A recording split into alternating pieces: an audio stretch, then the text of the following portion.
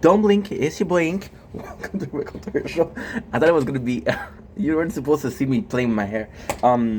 Could, don't blink, it's your boy Ink. Welcome to the Culture Show because I'm doing well this 28th April 2005, or as they say in good French, Joyeux Pâques. Happy Easter. To all my lovely people over here and over there also. Up here, I don't know how many people are seeing this video up here, and down here for sure, for sure. Today we're doing a special video. We're doing a video which is my reaction to Content Cop, the one that was on H3H3. Now, it's a very specific video. It's a very, very, very hard video to do, because usually you would see me react to the video in itself.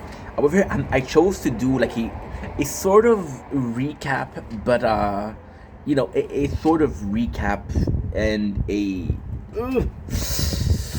afterthought, if you will. Afterthought is possibly a super good word. The reason as to why we're doing this so differently is because I don't know iDubbbz. I don't know Ian. I never watched Content Cop because when it was really popular, I didn't have Wi-Fi, and because I didn't have Wi-Fi, the very small amount of time that I had Wi-Fi, I was watching AGP or my favorite show, right? So Content Cop wasn't part of it. And then I got really into iDubbbz when I saw the documentary with Sam Hyde, because again, it was just crazy. It was just crazy. I was listening to a lot of Papa Gus at that time, so he put me on the map of Sam Hyde. I don't know who he was. So I was listening to Sam Hyde, and I'm gonna say, I do like Sam Hyde. I know a lot of people can get mad at that, but I do like Sam Hyde. A free spirit, someone that talks what he wants, somebody that's opinionated, somebody that makes fucked up jokes, somebody that's probably not a great person to be around with, but he is himself. You gotta applaud that, right? Besides fish tanks is off the hook. And then he made fun of Ian, and then that was my first interaction with Ian. My first interaction, my first perception, my first impression of Ian. And it was extremely petty from him because, oh, well, you wronged me in the past, and now I wrong you now. But you didn't really wrong me because Sam Hyde made fun of you. You know? Now, Sam Hyde didn't make... That's the difference. That's the difference. I feel like in this one, Ian came after Sam Hyde for personal reason, and Sam Hyde was just trying to give a show. So it's different, right? The intention behind it were pure versus revenge, vendetta. And I know with a name like Ing Vendetta, you'd expect me to be like, yes, vendetta, but no. So yeah, that was my first perception of Ian. Didn't make me want to watch a Content Cop. Again, nothing against Ian, but still. Then I'm a fanatic of. Fanatic is a big word. I'm super into the Snortex with DSP. It's my favorite lolcow. It's my favorite. I wouldn't say content creator, but it's my favorite universe for sure. Because I do like DSP, but I do like the detractors of DSP.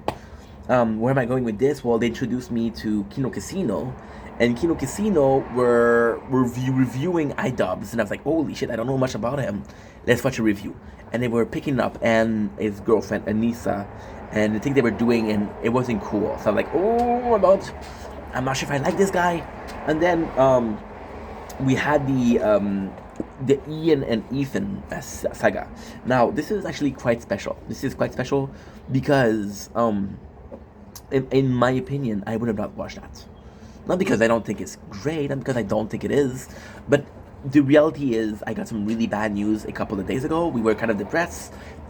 We made less content, which filmed less, which equate to us consuming more content, which means we filmed more, right? Makes sense? I hope so. So yeah, so by doing that, I was like, okay, you know what? That's actually pretty cool. Let's watch this. This is going viral right now. Let's watch it. And it felt really, really, really weird because I'm not the biggest fan of H3H3. So I listened to H3H3 a little bit over the years. Then I got really into H3H3 with the Frenemy. There's a bunch of Frenemy moments that there's a bunch of H3H3 moments that I really like their interview with Big Ed. I love that. There's a lot of moments that they did that I really enjoy, but I never found myself craving for more. So for example, you're gonna have show that every time that they release an episode, you're gonna watch it, right? I don't find myself H3H3. If I'm watching it, I'm gonna watch it. It's gonna be fun. If I'm not watching it, I'm not watching it. So, for example, we watch a lot of Frenemies because it's so good, but we didn't watch more than one episode of Leftover because again, it was different, right? So that being said, I'm not super partial over here, but I do like H3H3 a little bit more, right? Oh, I forgot that we have to upload a lot of videos. Oopsies. So I come in, and this is the problem. I don't know if my first perception of Ian influenced me to think what I was thinking, right? Or we just. I have to check that out because I have to make sure that this is not Deadpool. If it is Deadpool, we're fucked. Okay, so checks. Give me a sec, guys. I'll be right back.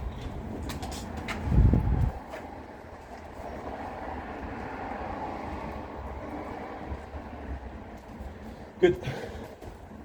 Perfect. We're moving on. So a lot of it. I wouldn't say I go as far as saying half of it, but a lot of it felt like it was personal.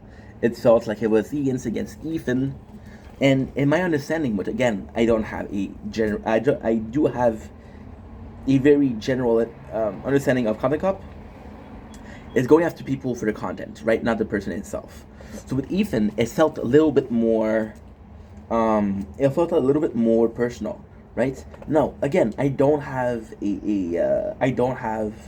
a blueprint of what Comic Cop was, so I don't know. But I know people liked it a lot, and I watch it and I'm like, dude, do I think that Ethan's the perfect person? No, I think that he has a lot of flaw, absolutely, but you kind of are going after him, right?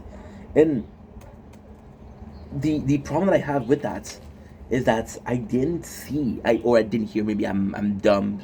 Maybe I missed out on a lot of things. I don't know, but I didn't really see a lot of beef between those two. So it felt a bit it felt a little bit free. It felt a little bit like, hey, this is personal business. And ultimately speaking, you did it. I think the perception behind it is the problem that I have with the Content Cop. I think that's a big problem that I have. I don't care if you have beef with someone, and we know that we love the beef, right? We love the beef, which is Wendy. Where's the beef, right? And to me, it's actually super nice. It's super nice because